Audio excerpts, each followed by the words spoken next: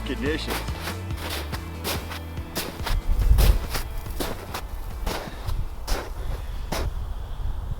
A lot of people have asked us what kind of gear we use, what you carry with you, what's the right kind of stuff. Basically, all it's got to do is be functional. The clothing itself, I like something quiet, kind of wool type stuff, not something that'll drag on the brush. Gun wise, whatever you're happy with, whatever you like. Me and Lightning, I like that thing, works good. Scope or not, again, up to you. My jacket, I like my jacket to have a lot of pockets. You can't have enough pockets. It beats carrying like a backpack or something, or a fanny pack or something. I don't care for that too much, but it might work for you. Myself, these Beagle jackets, even Johnson Wool and Predator makes some pretty nice ones. I like pockets there. It has pockets on the inside on both sides, has pockets on top that go down in, and then it also has pockets on beside the pockets in the back so that you can keep your hands warm. It also has a zipper in the side with like a game bag in the back, and I can keep a lot of stuff in there too. So between all of those things, you can hold quite a bit of gear and quite a bit of stuff and be in pretty good shape. My pocket on this side, because I can't see real good, I generally carry a pen with me. I can fill my tags out. I could write down a note. I could write down coordinates on a white birch tree or anything like that if the guys read it out on the radio. I can't see real good, so having the glasses at my age is a good idea. I like to keep my GPS. I keep my GPS on a lanyard so I won't drop it. I keep it hooked right to the pocket so that it's all ready to go. I can check it out, see what I need to get, do everything, and then be able to slide it right back inside, and I know right where it is. I also keep a safety pin clipped to that pocket right there. That way I could use that to attach my deer to my a tag to my deer or anything like that. I can also use it if my zipper broke or if anything happened and I needed a safety pin. Having a few of those is really handy. That's worked pretty good. The opposite on the inside, I normally carry my radio on the inside. Oftentimes I may have a lanyard hooking that too. And I also keep my compass on the inside hooked to a lanyard right to my pocket, all of it right inside, ready to go. Or I'll put it around my neck if I'm really going to be navigating at night and I need it in a hurry. I can just grab the string, pull it right out of my jacket, and it's ready to go. And I don't drop it, I don't lose it. Pretty much that's fairly simple. And I normally have a second compass too. Carrying two compasses is a good idea. You can check one against the other or whatever. And if somebody all of a sudden needs one, drops theirs, loses theirs or whatever, you got in one instantly. The opposite side over here, I normally carry a lighter in there and a lot of my spare batteries like AA's and stuff like that. I also carry a sandwich bag of some kind, a Ziploc bag, and usually a smaller one, and I'll also have something to dry or clean my scope with it on the inside. It could also be a fire starter to help get things going, so that's pretty handy. And there's that one other thing, you know, your business in the woods. It's nicer than leaves. It's nicer, yeah. This is a good idea. So I keep that right in there. My other pocket on the bottom right here, I keep a flashlight. We normally have at least a flashlight of some kind, and I also have a headlamp that works on AA's. I like all my equipment to work on the same batteries. If I have two different kinds of batteries, I just have to carry those two different kinds of batteries, but I keep the flashlight in right there. Also too, if I have anything spare that I need to carry for some reason, like a couple of big trash bags all folded up so they're nice and small, I can put them up over my legs, cross a river. If I'm going to be in a watery area or something, trash bags are really nice.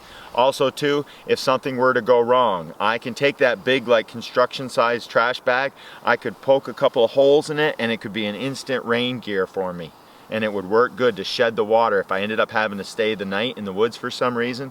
If I really needed to stay warm, the plastic will hold the heat in and it could rain all night long and you'd be nice and warm inside that plastic bag. Get enough for your head and your two arms, and you could really have that right over you, or even have your arms inside. Even if you just cut a hole for your face and put the whole bag over you and you're inside of it, it would work better than a space blanket would, where it's something that's just flat. I know they've changed them over the years, and they work for instant waders, and you know, just handy. And a couple of those, if I needed them, I carry them inside of here.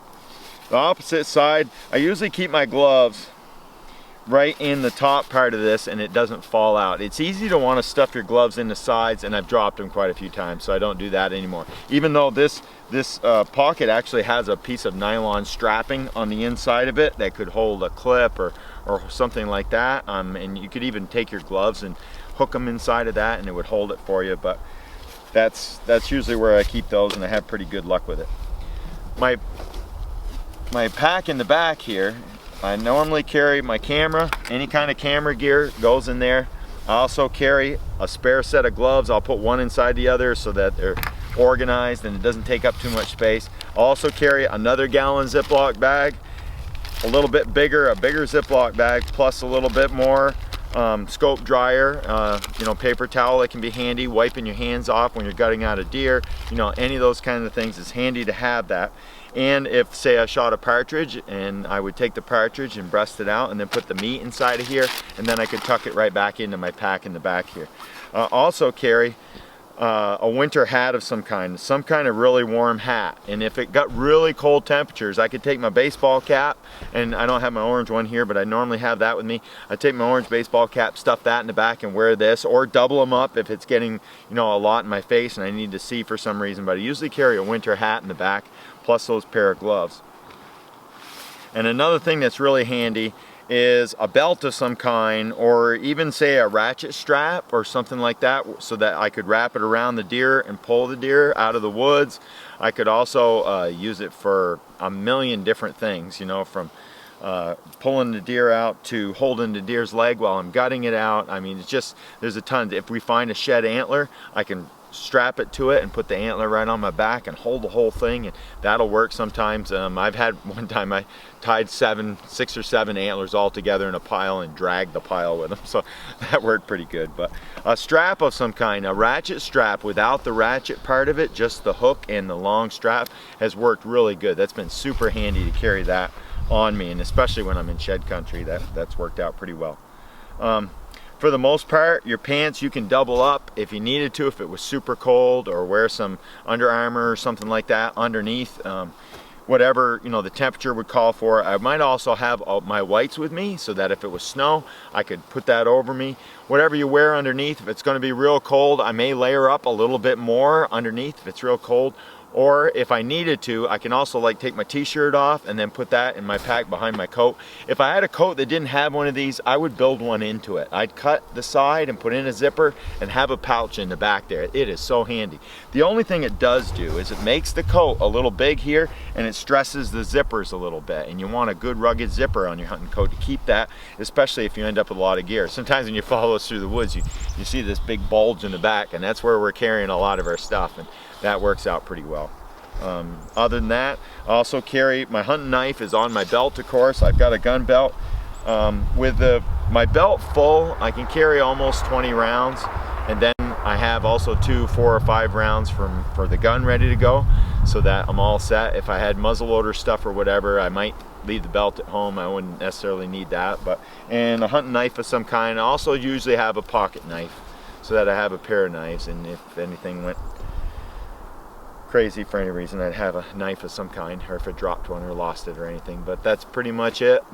Keep the rubber boots. I normally put my pant legs inside my rubber boot. I don't always have them on the outside. I don't like my pants getting wet and wicking up the leg.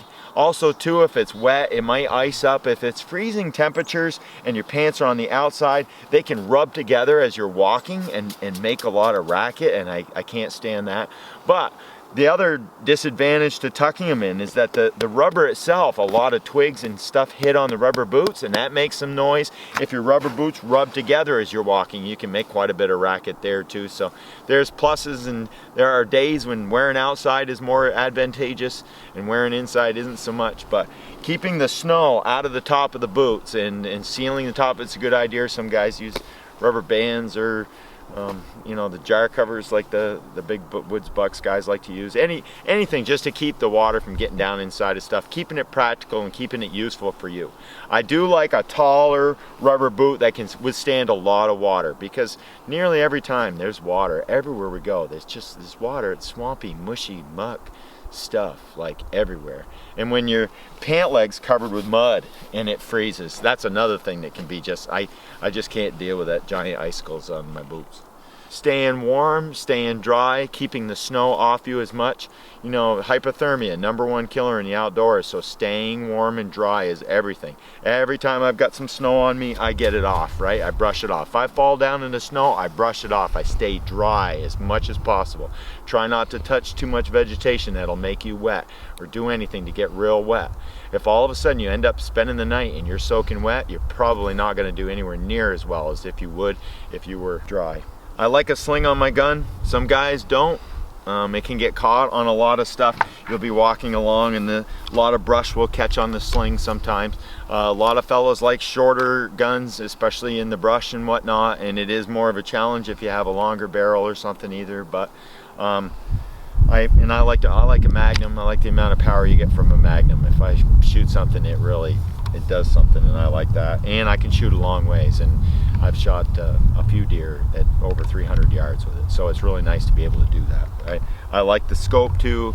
I practice shooting with both eyes open so that I can shoot at moving targets up close, and I don't have any problem hitting a running deer at 15-20 yards running wide open. I don't have any problem hitting him, and that again is just practice, and maybe we'll do a shooting video sometime. That'd be kind of fun. Other than that, I can't think of nothing we're missing. Only a good day, a hunting license, and an open season, right? Yeah, and the fresh track and some good weather. Yeah, that's not asking for much. That's not asking for much. All the right gear. Yep. Good weather and a big buck. That's all you need. So, have fun out there. And if you like this video, feel free to give us a thumbs up. Get as many other folks you can to subscribe. Hope you're having a good time out there. Have lots of fun. And if there's anything else gear-wise or anything that you have questions about, or even tell us what you use. Tell us what works for you, because when you share something, everybody can learn a lot from it. And it's a great thing. And have fun out there. Take care. So long. Hey everybody, thank you for watching. Quick little thing that we're going to be doing. Berry Gun Show, 9th and 10th, okay, this weekend. Today's Friday, February 9th and 10th. Casey's got the flyer. We're going to be there. All of us are going to be there. We're going to have a super good time. We're going to be talking hunting, talking taxidermy. We're going to be hanging out for the entire weekend, and we'll post some information on that in the link below. Plus, we're going to have a little something you guys can check out that's pretty sweet. Check this out. This is a Boone and Crockett. Is this sheds? Are those sheds? No, they're shot. Okay. Fellas looking to sell these 2 racks. They're tremendous. That bull there's 56 inches. He's about 195 inches. Wow. Yep. The whole thing weighs about, I think, 37 pounds. That thing is pounds. huge. And then this thing's just got character for days. Yeah, I got 4 points on each brow palm. Crazy. What a bull. This one's about 165 inches, and both these racks are going to be for sale. Know anybody's looking for a couple of big ones? These are some beauties. If you guys want to check them out, you're doing. Hey, quit showing off over there. So if you guys have nothing going on this weekend, or if you have an intermission between what you got going on, come down, check us out. Let's talk deer hunting. If we haven't seen you, whatever. If you haven't seen us, come share how your deer hunting went. Let us know. Biggest gun show in Vermont, so check it out. It's gonna be great. It's gonna be a good time. You guys gotta go. It's cheap. It's super fun. February 9th and 10th. What are the times? Saturday 9 to 5, Sunday 9 to 2. Okay. Adults $8. Come at 9 o'clock. Children 9 to $1. noon. Okay, that's when you guys should come. It won't be busy. Free parking. We'll be there waiting. We'll see you in a little bit. I will wait here for eternity. I bet you kind of climb up. I will die before I put this radio or this camera down. They didn't prove it. I mean, it is Maybe. Good morning, everybody. Day 1. And the season has started.